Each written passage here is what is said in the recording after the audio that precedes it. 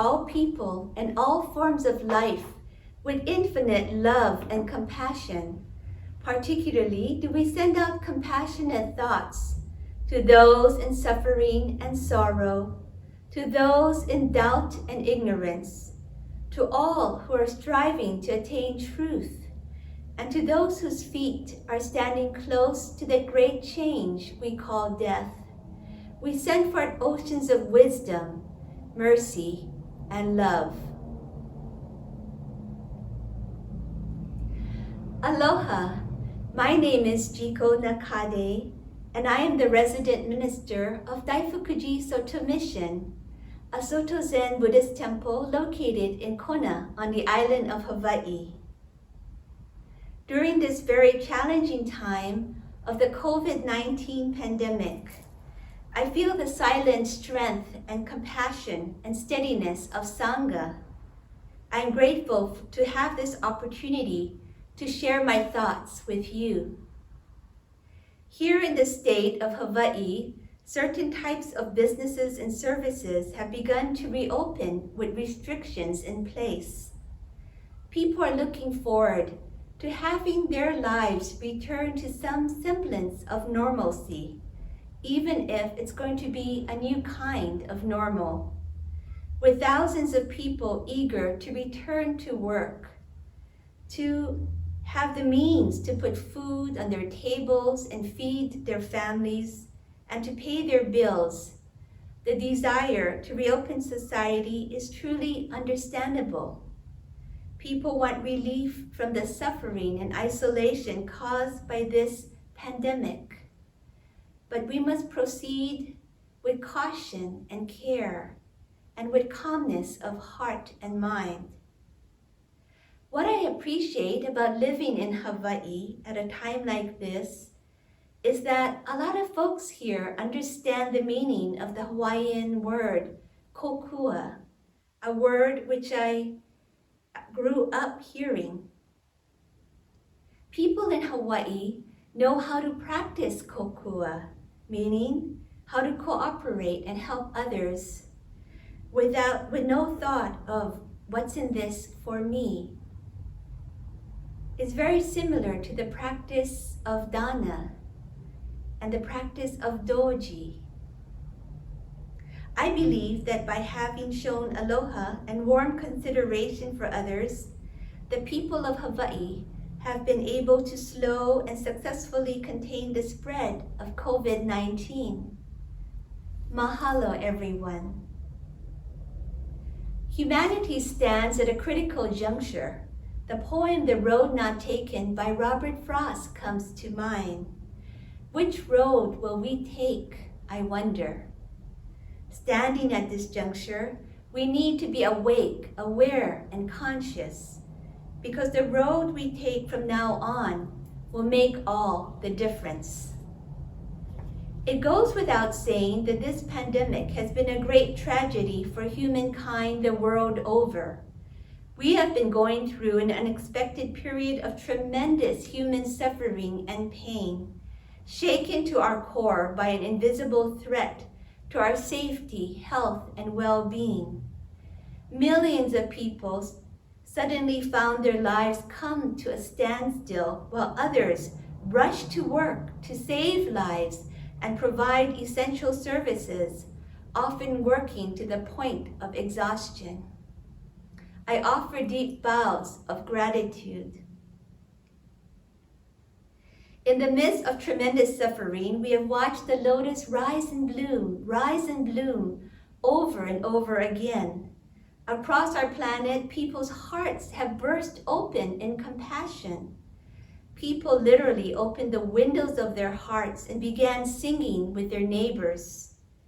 This reminded me of something a temple elder once told me. She said that in the olden days in Kona, she found working on her family's coffee farm gratifying, even though the work was hard. She said that when one family started singing while they worked, families on neighboring farms heard them and joined in. This joining of hearts and minds made everyone's heart lighter and the work feel easier. We have seen incredible acts of kindness performed, heroic life-saving acts, as well as simple, everyday acts of great kindness and consideration for others, such as the act of wearing a face mask to protect others, picking up groceries for an elderly friend, and sincerely thanking supermarket workers, postal clerks, medical staff and hospital workers, first responders, and others. The mud of human suffering has fed the roots of the compassionate heart. In our world, we have begun to see the stirrings of transformation, with millions of people forced to leave the rat race of everyday life and work and press the pause button. Something magical has been happening. When humans stopped their running, driving, and flying from place to place, our planet began to heal. The polluted skies and oceans began to clear, and wildlife began to emerge. One could almost hear the various life forms on our planet heave a huge sigh of relief. The heavy trampling of human feet had finally stopped. Among those life forms are folks like you and me. People have been telling me that they've been using this precious, concentrated time to finally take care of themselves, to stop and rest, to heal, to meditate, to focus their full attention on their children and families, to reconnect with old friends, to engage in creative endeavors, and to just sit and appreciate the natural world around them, those things which they otherwise would not have made time for.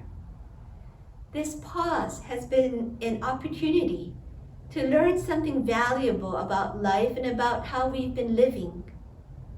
And now that the wheels of society have started turning again, it is possible that we will forget what we've learned and quickly return to our old habits of living. I am here to humbly ask each of you not to forget, but to continue to remember how beneficial it is to shift from the mode of competing and outdoing one another to the mode of cooperating and collaborating for the good of all. To remember how important it is to give nature time to rest and recover, knowing that nature has the ability to heal just as you and I do. To remember that there is a simpler way to live that is kinder, gentler, slower, and more compassionate, more mindful, and that there is more to life than maximizing production, consumption, and profit. This pandemic has shaken us out of the individual cubicles of our minds and hearts and shown us how truly interdependent people and living beings around the world are. It has shaken us and shown us the reality of the impermanence of life, our lives as well as the lives of those we love, and forced us to reevaluate our priorities. Knowing that our own life could come to a quick end were we to catch this virus, we have begun to awaken to the precious nature of life, as well as to our Buddha nature and the Buddha nature of others. The teachings of the Buddha on impermanence, interdependence, non-self, and shunyata have never been clearer. This pandemic has forced us to stop and sit as Zen Buddhists do in Zazen. It has forced us to stop and see the suffering around us and inside ourselves, and has given us glimpses into the healing, peace, and liberation that is possible. My message today is to ask everyone to please not forget what the coronavirus has given you the opportunity to learn. As we emerge from our homes and gradually re-enter society, let us do so with mindfulness, compassion, and consideration for others. Let us remember to ko'okua and to pause and sit quietly for a few minutes every day. Before concluding, I'd like to extend my congratulations to the class of 2020. I know that this is not how you expected your senior year to end. Yet, having seen and experienced the suffering in our world, may you go forward with courage, compassion, resolve, and dignity. The world is counting on young people like you to take us in a new direction based on wisdom, honesty, and compassion. Each one of you has an important role to play. Everyone, my wish for you is to be happy, healthy, safe, and calm. During this pandemic, may we open our hearts to Buddha's wisdom and compassion and boost our training, practicing the Buddha way, knowing that the road we decide to take will make all the difference. Thank you for watching and listening. Please take care.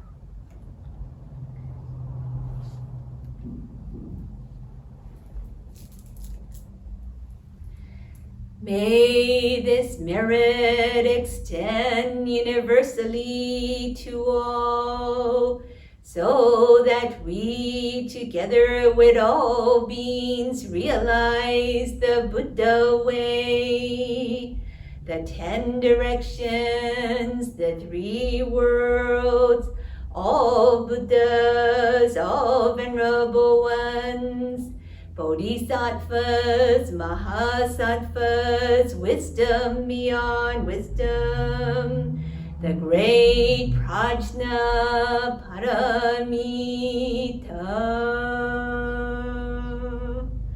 Namu Kie Butsu, Namu Kie Ho, Namu Kie So. We take refuge in Buddha, we take refuge in Dharma, we take refuge in Sangha. Namu Shakyamuni Butsu. Aloha, mahalo, and a hui ho.